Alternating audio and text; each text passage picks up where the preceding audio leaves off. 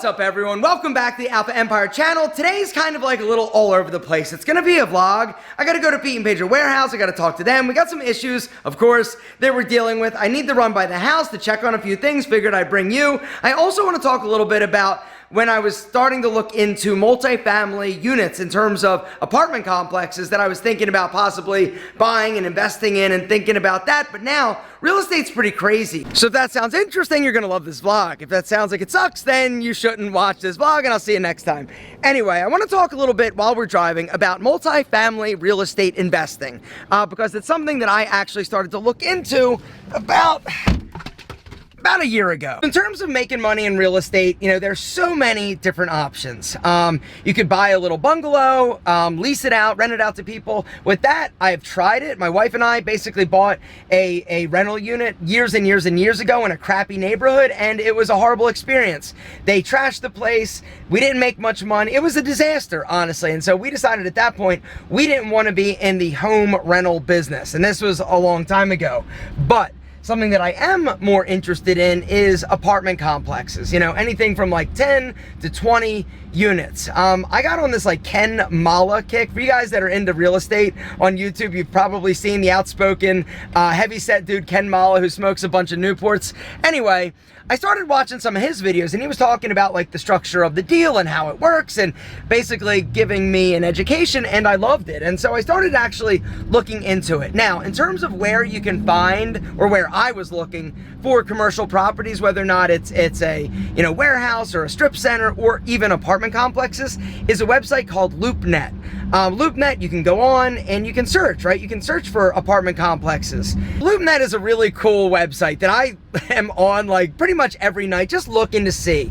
Now, I am not in the market to buy anything right now because interest rates are so crazy. And that's one of the things. You know, a lot of times when you talk about real estate investing, it's all about using other people's money, right? Getting a loan from the bank in order to buy it. You have to put down a small down payment. Maybe it's 20%, 30%, 40%, whatever it is. But then you use the bank's money. Ken is a big fan of interest only for the first few years, and then you take the extra money and you either put it in your pocket or you fix up the asset, make it more valuable so that in 2 years or 3 years you could flip it, which is another option. So anyway, I was looking into it and I found some properties that I was kind of interested in. Now, in terms of where the location of the properties were, I wanted to make sure they were all in Georgia, because if I'm going to be a landlord, and this is kind of just a takeaway that you can do with what you want, I wanted to make sure that I could drive there if I needed to. Now, that being said, I would have, of course, hired like a management company to kind of handle it. But if there was a big issue or I needed to go to check on work, or if I was fixing it up or whatever it is, I wanted to have the ability to drive there within like a day and drive back. You know, if it was in like California or Pennsylvania or somewhere that I had to fly, it just makes it more difficult.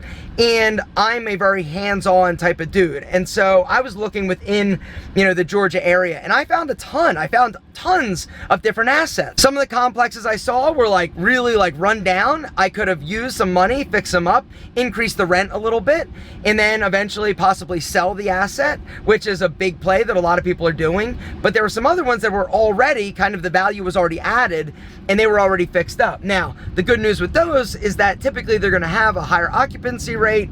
Anyway, long story short, I was looking into it and I decided to actually reach out to a credit union that gave me a home equity line of credit on my house that already had a lot of my paperwork. And I was asking them, like, okay, if I want to borrow, call it $1 million or $2 million, what would my monthly payment be? What are the interest rates? And this was right when things were starting to kind of go up a little bit.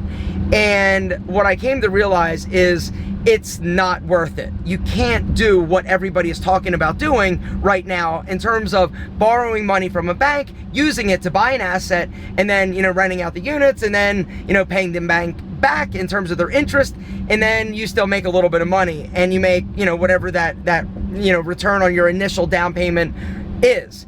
The problem is that right now interest rates are so high, it's too expensive to borrow money. Just to give you a little like idea, right?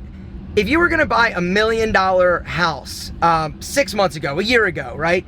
It would cost you the same as a $500,000 house now in terms of your mortgage.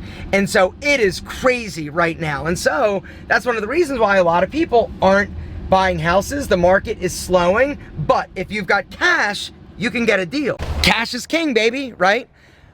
When the market goes down in a time like this, right, a lot of people are looking to get out of their assets. Back in the housing market crash, right, people were literally just like walking away. And so the bank was left with all of these crazy amounts of assets on their books. And so they were doing like crazy like fire sales just to offload them so you could get like an incredible deal. Now, what I would say is if you have money and you could afford to pay cash, or you've got enough cash just to make an offer, you could always do that, right? A lot of these people that are looking to either sell their house, sell their apartment complex or whatever, now because money is so high, a lot of the investors aren't buying. And so if you've got cash going in and making them a low offer, you basically have nothing to lose. You can always make the offer. If they say no, they say no. But it is an opportunity, I feel, for a lot of people with money, with cash that have been sitting on it to possibly get some deals and buy some assets that aren't necessarily distressed, but the person who owns them possibly are. And that, honestly, in terms of a opportunistic situation, is a good thing. Yo. Hey, what's going on? What's happening? Oh, what's up? What's happening? What's up? Kelsey, what's happening? How was your weekend? How was your barbecue? So, quick little soft putty update. All right, so, what's up, gentlemen? What's up? Good to see you. What's up? There's my boy. What's up? Here you go. Hey, hey, hey, hey. There it is. What's up, Matt? How are you? Good to see you. So quick little update on, remember that like issue that we were having where the lab messed up, the putty that we had, our number one like styling product, was soft. And so we did basically like a flash sale. We let people try it and we sent out an email, and the response was overwhelmingly positive. People loved it. They loved it so much. A lot of the people that tried it loved it more than the classic putty, the one that's a little bit harder. The difference, I would say, the classic putty, the harder one, is, I guess, a little tiny bit higher hold, but generally speaking, it's literally like the same product. And so we went to the lab. We said, can you recreate this? They said, yes, we can. We said, okay, what's the minimum order? And they said, because it is a custom, technically, formula, we've got to basically do an opening order of like 5,000 units. And so we split it between the 2-ounce sizes and the 4-ounce sizes. The 4-ounce sizes aren't much more expensive, and I make a lot more money. The margin is so much better on that unit. And so we placed our order, we did the artwork, and guess what we're calling it, right? We toyed around with calling it like hybrid and something else, but then we thought, you know what? Kiss, baby, keep it simple, stupid. And so we're calling it Soft Putty. What do you think? Exactly. So now you're gonna have classic, you're also gonna have soft putty. It's a new SKU, but it's also gonna be like a drop down. So if somebody's on the putty and you drop down, it's gonna say, hey, do you want the soft putty or whatever? So we're excited. We're really excited because the feedback was amazing. I love the product. You guys love the product. And so that's what we're gonna do. Are we gonna cannibalize some of our putty sales? The answer is yes. Does it matter, since they're just gonna have a product that they love and that they're gonna buy hopefully forever? The answer is hell no. Some other really good Pete and Pedro news. This year so far, we're up 30% over last year, which last year we were up, I believe, 20%. And so we're killing it.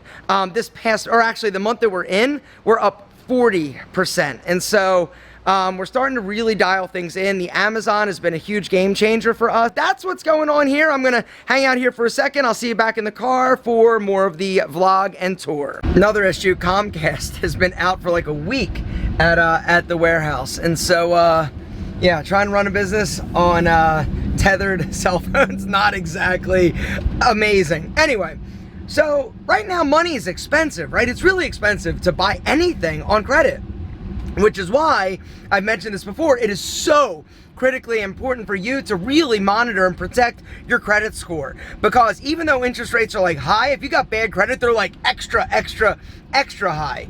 And so that being said, you know, in terms of some other options that I like the idea of, that I'm kind of not, I'm not doing anything until my freaking house is built, because that is the money pit of all money pits.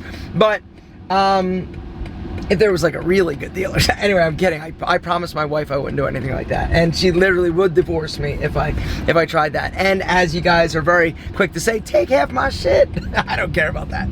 Anyway, I care about my wife and I love her. Anyway, what am I talking about? How did we get there? So anyway, what I do like the idea of is flipping houses, right? I think there still is huge opportunity in that. I think that there are, depending on the pockets or depending on where you're living or where you live, opportunities to find something, say for like, I don't know what the number is, but 200, 300, 400,000 that's run down or really needs like some updating. And it's pretty easy to put lipstick on a pig in terms of fixing it up to make it look a lot better.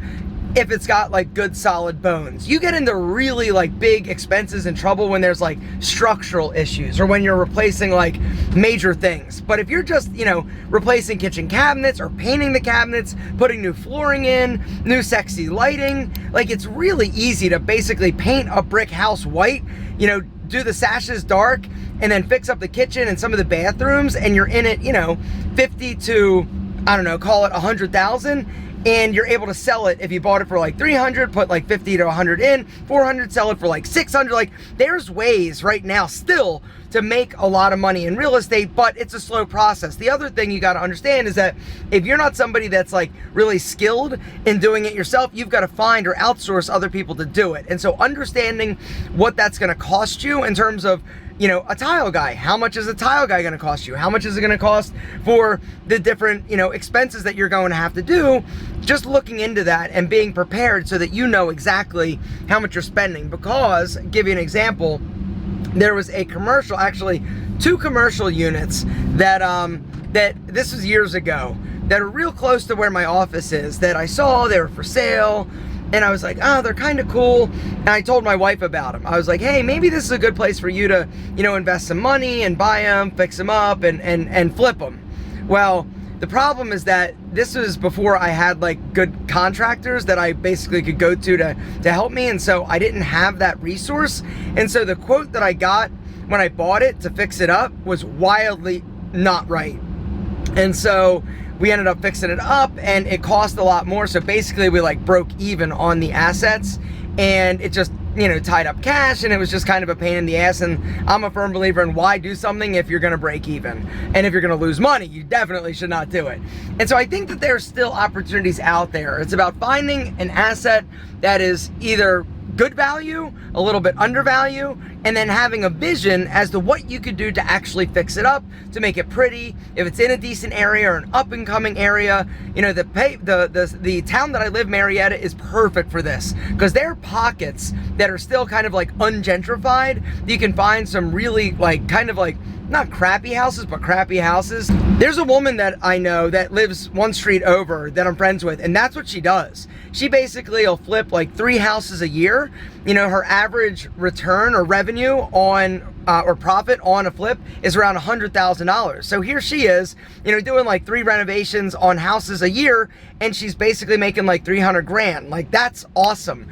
And she said, you know, she could do more, but she really just doesn't want to like press herself or tie up a lot of cash, because that's one of the downsides. Is to do that, you've got to have enough cash in order to buy these outright, or you've got to basically get a loan from the bank. And like I said, right now interest rates are really high. Can you get a deal? Yeah, but in terms of the rates, it's just so damn expensive to borrow money for anything, even like cars. Like, interest rates are crazy. And if you don't understand like why interest rates are so like important and why people are freaking out, it's basically because it's so expensive to borrow money. You know, when interest rates are low, you know that, okay, hey, I can borrow this money. Instead of using my cash, I can borrow the money for, say it's $100,000. I can borrow the money for 3%, right? I know that I can use my money, that 100,000 or whatever it is, and invest it and make 6% or 7%. And so you're making the delta between the difference of the interest rate that you're actually paying and what you're actually making. And so in that scenario, it makes sense. But when the interest rates are 7%, 8%, 9%, 10%, trying to find an investment that's going to do better than that is tough. You'd be hitting a home run if you could find like 10%. And so right now, it just doesn't make a whole lot of sense in order to borrow money to buy an asset, because the numbers just don't work. And if the numbers don't work, you shouldn't do it. Speaking of numbers not working, my house is coming along. Got a roof on it, kinda, not like, it's not like the real roof. The roof is you want to see what the roof is gonna look like? I can actually show you right here. Slate. Woo, look at that, yes. Sexy slate. It's gonna look so good, right? Anyway, there's the house. Look at the curves. Ooh, so sexy. That's one of the coolest things about this house. The roof line has all sorts of nice, like really gradual, like beautiful curves. It's just kind of sexy. When I asked my architect, Linda, I said, hey, Linda, what is the type or the style of the house that we're building? Like, is it like traditional? Is it modern? Is it? And she goes, it's what did she say? Merino modern. I said, what is that? She goes, it's sexy. I said, yeah. She's like, yeah. Because whenever we were talking about the house, she's like, what do you want? I go, just make it sexy, Linda. Just make it sexy. And it's definitely sexy. Something else that's really cool is they dug the pool. You want to see? Come in the front door.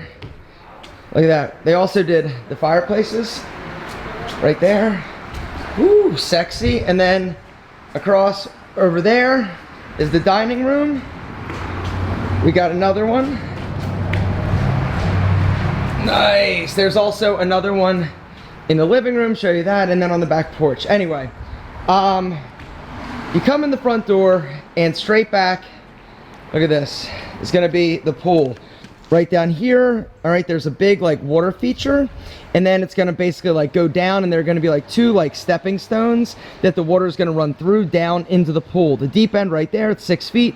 Over there is the little ledge in the back, and then there's gonna be like an indoor like or a in-pool like jacuzzi, all kind of like one level, right? And then living room over there, bedroom over here, and let's keep going. What do you think? Do you guys like these house tour updates? All right, so in here, we've got the kitchen, and then boom, big family room, 14-foot ceilings, and then these big doors out to the patio are gonna be big sliding like iron and glass doors. They're gonna be really sexy. And then right here, big window, looking out over the pool. Bedroom is on the other side. And once again, see the curves of the roof, right? That takes a lot of time and a lot of expertise in terms of the framers. They have been amazing.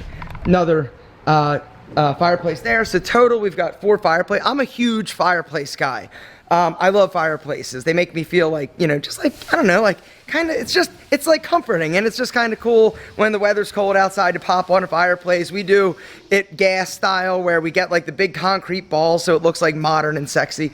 Anyway, let's go upstairs. Actually, let me show you this. This right here, there, all the way up, that's actually where the stairwell is gonna be. Windows on either side. The stairs will be attached on the one side, and then they're called like floating stairs, and so they'll basically on 3 sides kind of be floating. It'll be like stairs, you know, landing, stairs, landing, all the way up, kind of like a corkscrew all the way down to the basement. But we do have a temporary stair that was put, and it's awesome. So upstairs is awesome. It's got 3 bedrooms, and then this is kind of like a vaulted, like 13-foot sort of sitting area, and it overlooks the pool. It's pretty cool. This bedroom here is Antonio Centeno's bedroom. That's what we're calling it. It's kind of like the master guest bedroom. And so I'll like send him pictures and be like, here's what you're gonna see, here's the pool, here's what you're gonna see when you're like sitting there dropping a deuce out the window. Anyway, why don't we go actually next door? Let me tell you what we decided to finally do with the lot.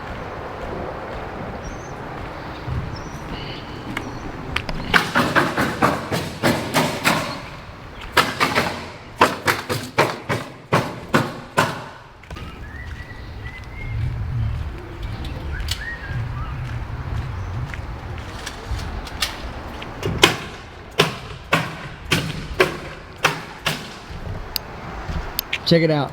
Look at that.